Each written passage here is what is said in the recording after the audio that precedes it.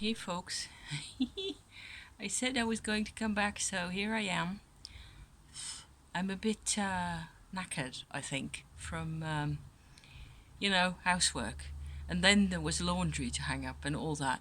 I won't bore you with any details. It's just um, I have been a bit, I've left it for a while because I was too confused and I didn't have the mojo to, you know, hoover and do the thing all the time. So then, of course, it develops into a humongous mess, and everything has to be done at once. And I get angry at myself for, not doing anything, and it doesn't make any sense.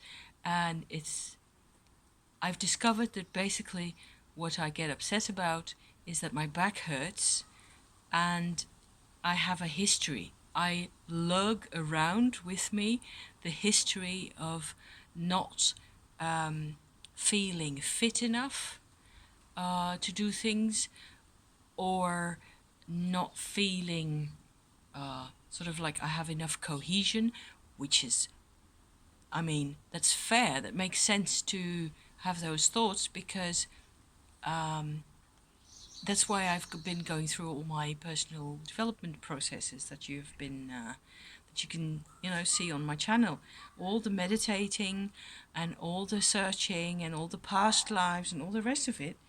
There was a reason for all that, so I should really be a bit more gentle with myself and a bit more, which is almost impossible.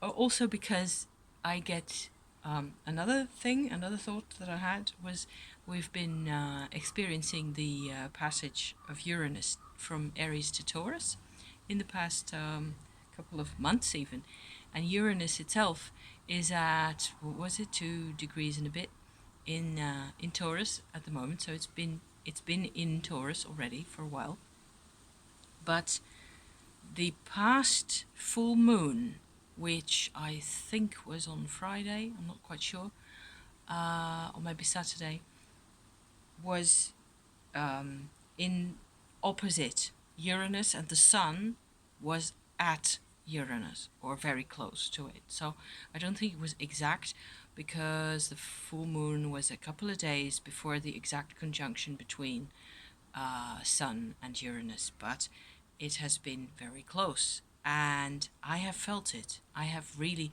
and I think that what I've noticed is a couple of things really. First of all, I'm really glad that Uranus is in Taurus.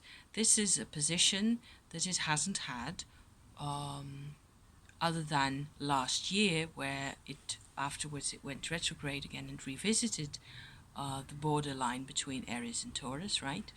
Other than that, I think it will have been 84 years. So that is it's an energy or a vibration that we're not used to.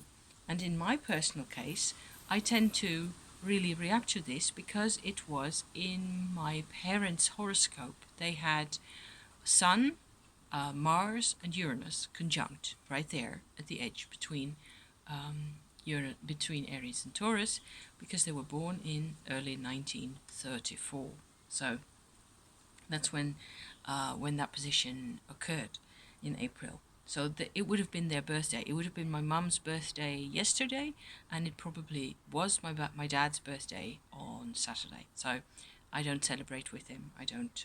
I only notice the dates. I notice my mum's birthday basically, but she didn't have much of a life. So it's just I rather remember her as a person rather than anything festive or anything of that nature. So what I would like to point out is also because of my natal Mercury position, which is in a square on the edge between Cancer and Leo, to the infamous Uranus position by now. I have sort of enjoyed, really, I think, a collection of opportunities over the past year with this Uranus transit thing going on, this passage to the next sign, to really reevaluate and understand a lot about myself and my parents and how I grew up and what you know, what were the factors and so on and so forth. So all this, some of this you will have heard from me before. Another thing is that I've sort of noticed the distinction. Basically, this morning it sort of came to me that there is like you have a choice, or I have a choice, leastways, whether to look at these types of situations, these type of astrological movements and changes, really, from an energetic viewpoint and or from an emotional viewpoint. This particular transition is emotional for me now because I'm really at the end of a very long road where everything I have done over the past year, basically, including coming onto YouTube and all the rest of it, is into that, that contrast, that big square. Everything has to do with that. So to me, that's emotional. It doesn't have to be. If you don't have these particular recurring, positions in your own chart and or in charts of people that are really important to you that you live with or deal with for long stretches of time, then there won't be a need for you to necessarily react to all this emotionally, but you will still feel the energy.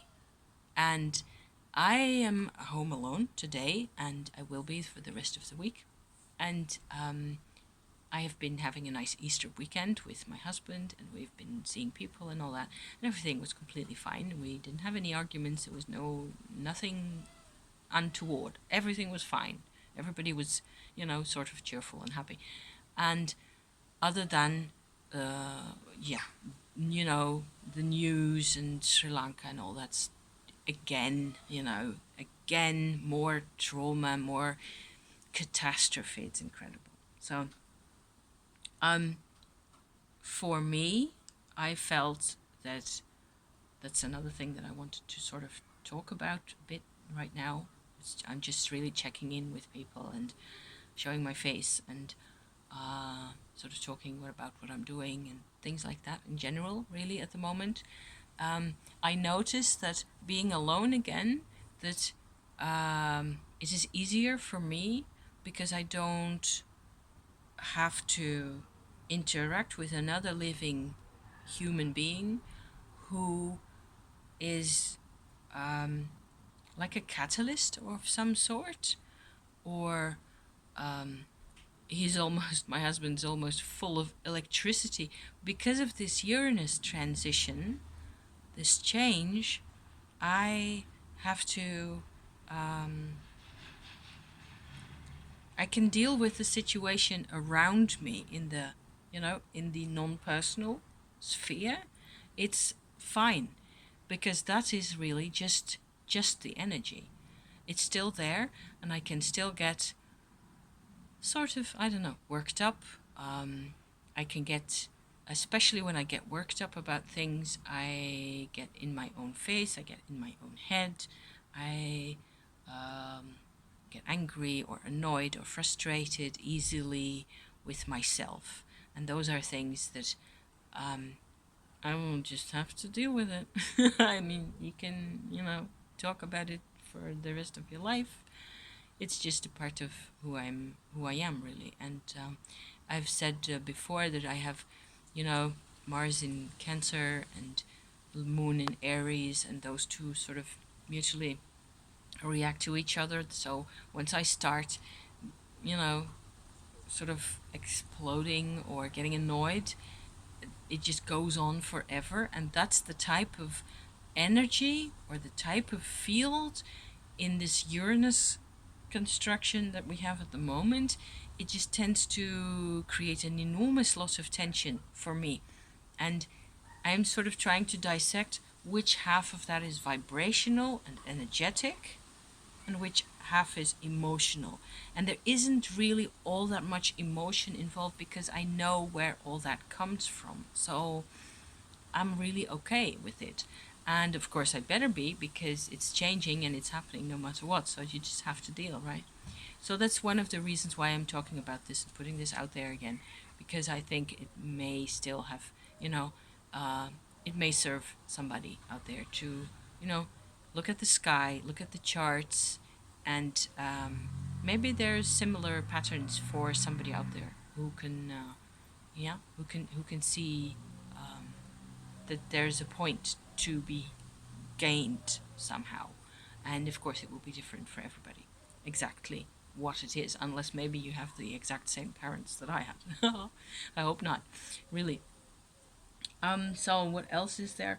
I've been working slightly on my Kazanlar tarot, which I really enjoy a lot. I was looking just now on the internet to find maybe whether there was a book or even a little white book that would have more information about all the Arabic and all the there's quite a bit about the the tree of life, the Sephirot and all that, and the Kabbalah.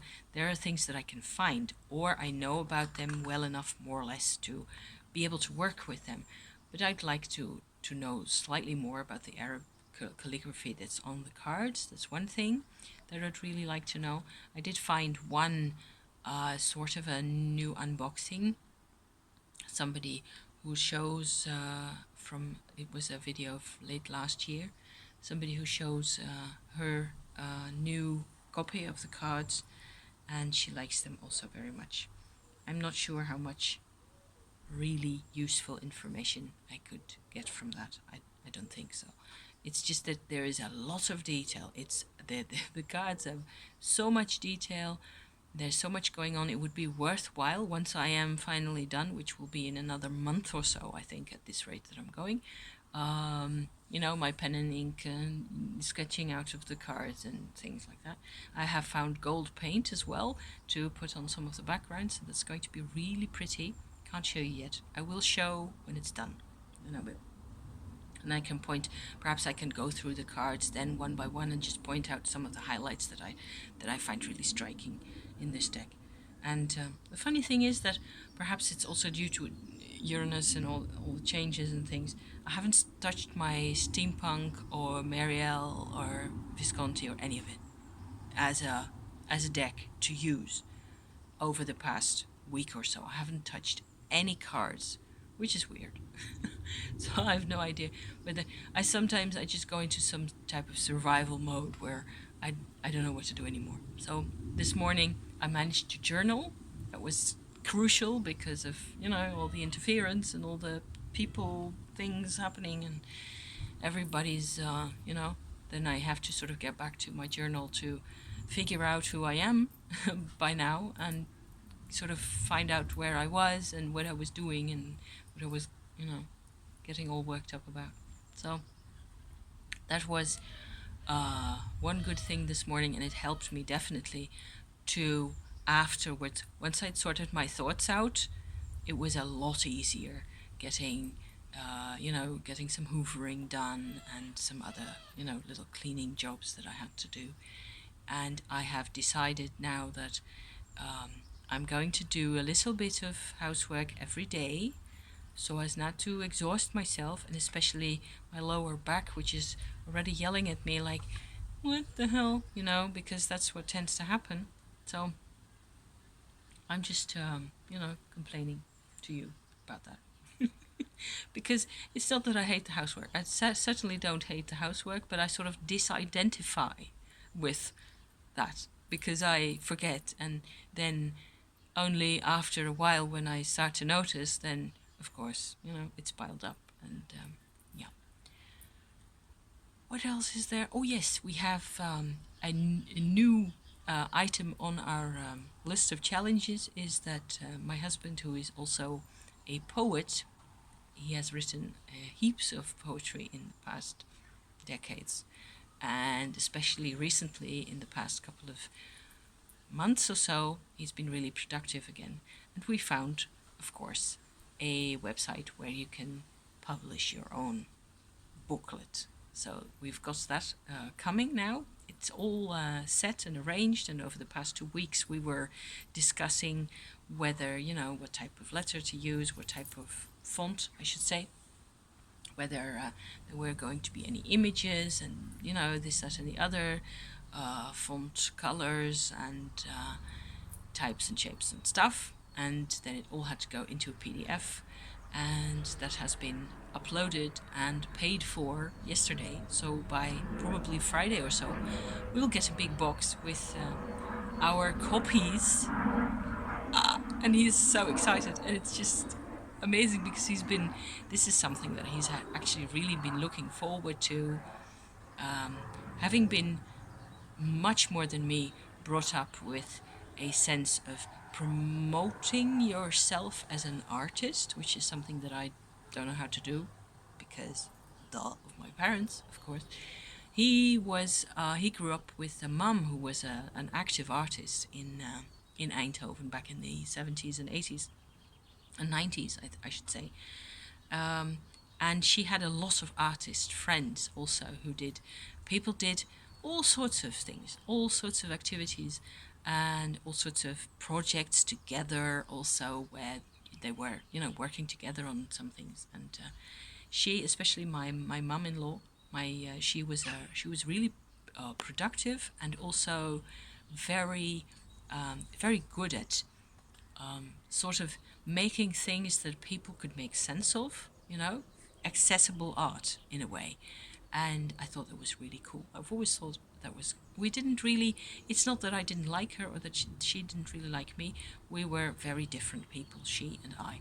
And she could, towards the end of her life, she could see that I was, doing my best to take care of her son more and more. But she also had, towards the end, she had a bad Alzheimer. So she spent, I think, the last 5 years or so of her life more or less, not having any productivity anymore. And I thought that was really sad because I couldn't imagine being like her and then not being able to draw anymore. That was bad.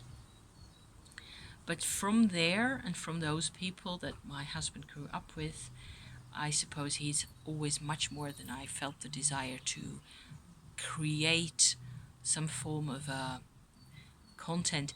Whereas for me, that YouTube does that, and I'm seeing my subscriber numbers going up slowly and surely, and I'm really happy with that.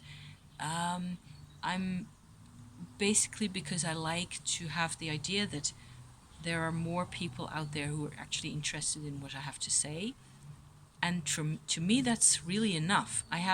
Sometimes I have these larger scale philosophical and or meditation or philosophical ideas or techniques or processes that I like to discuss or talk about. And then this is the perfect place for me to do that. And I get responses from people, and it the difference between it being out there or not is what matters to me. And I've been thinking sort of maybe, in the years to come, I'll be able to write or, publish something or other. And that's still a possibility. I'm not enormously, I used to sit behind the computer and type, write what I'm doing now here. I used to try and type that out, and I find it utterly unreadable, most of it, because you need, what do you want? You need to communicate some type of basic idea, really. And this is perfect, just making an X number of vlogs about a particular subject and then coming back to it at a slightly different angle again and again. It's working for me. It's working beautifully. So I'm completely happy for now. What else is there? What else can I say? I think I'm actually rather more or less done. I'm still a bit, I'm outside in the sun. That's good. I have a cup of tea, and I will think about things, and then I will get back to you. My main motivation to get to you today was Uranus to Taurus and the sun and the moon. So